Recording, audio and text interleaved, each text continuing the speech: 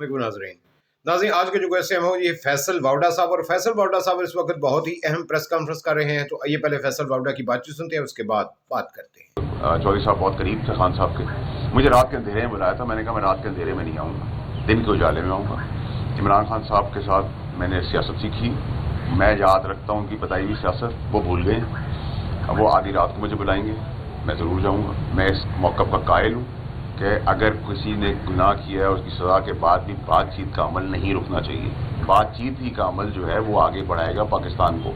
ये रोज़ प्रोटेस्ट, रोज़ लड़ाई झगड़ा, मार धाड़, गालम गलोच टीवी पे बैठकर is not acceptable any more. हमने जवानी में सारे काम, यंग एज में हम आए थे सियासत में, हम सब ने किए।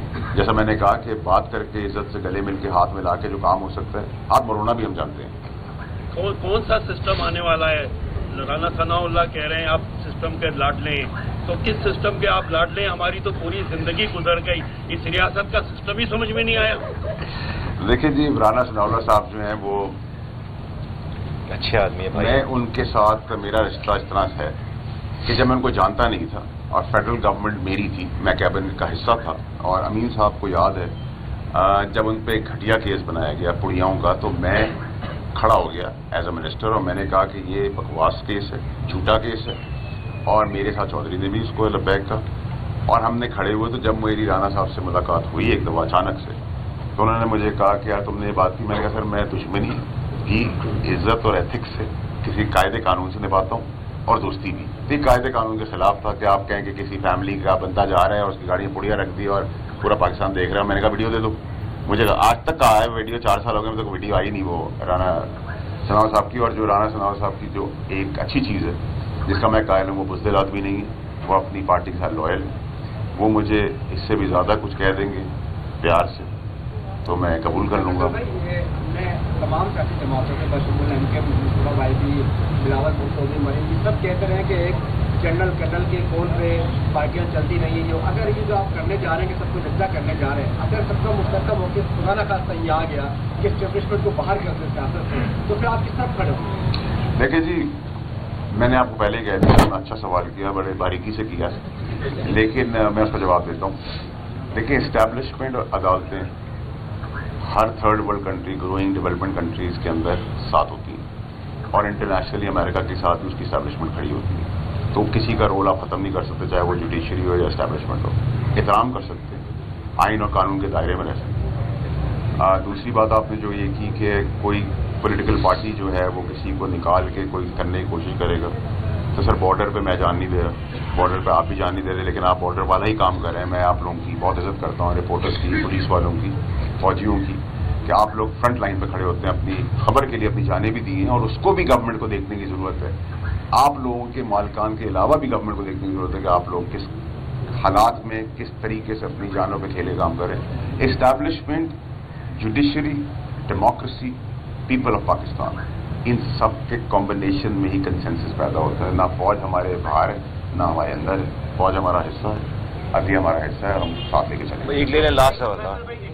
आपने कहा कि नेशनल कॉज के लिए कंसेंसस होना चाहिए। आपने तहरीक इंसाफ के मैंडेट को भी तस्लीम किया, आप ये भी कहते हैं सबसे मुलाकातें भी करते, तो क्या तहरीक इंसाफ से भी मुलाकात करेंगे? दूसरा, आपने गुजरा बीपी और गंडापुर पे तो इल्जाम लगाए हैं और तहफात के आधार के, तो फिर किससे मिलेंगी? इसमें मेरी लीडरशिप तो नहीं की।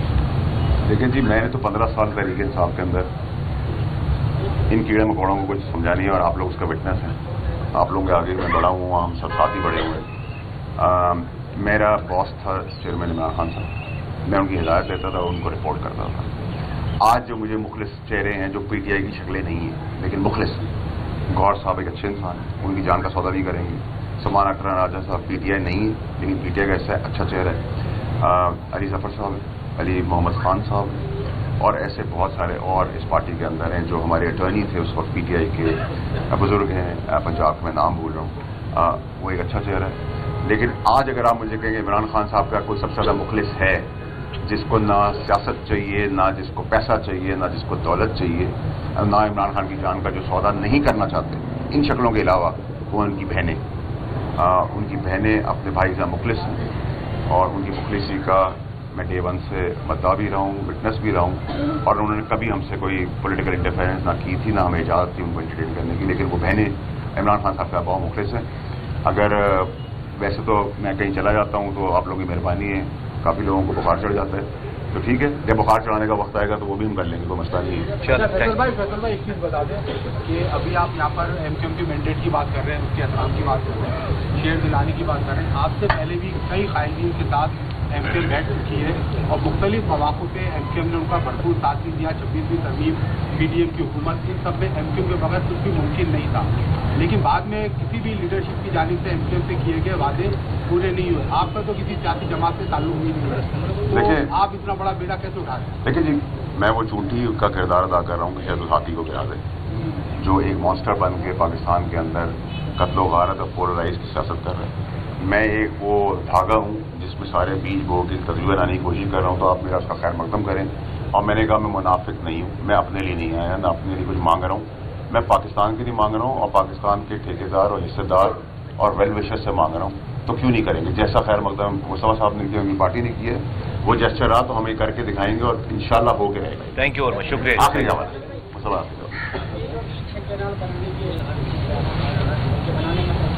क्या? ठीक है ना, हाँ, सिंध में पहले ही पानी की शादी, तो आपको इस मामले पर वफाक से बातचीत की है? किसी का जो आवाम है वो बड़ा देखिए, हमारे जब मैं वाटर मिनिस्टर था तो पानी के अंदर सिंध के साथ नाजायज़ तो काम हुआ है, इसमें क्लैरिटी रखनी चाहिए। और जहाँ तक आम पानी की आपने बात की है, पानी के मसले के ऊपर भी बिलावल साहब से भी बात हुई है और उसका रास्ता निकाला जा रहा है कि ये कैसे हो सकता है कि नलकों में पानी आता नहीं है और टैंकर्स के थ्रू पानी आ जाता है।